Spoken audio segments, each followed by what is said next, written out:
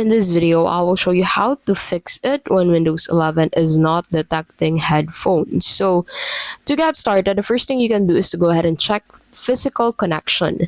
Ensure your headphones are properly plugged in, try a different port or device to rule out hardware issues, and then clean the headphone jack with compressed air if needed.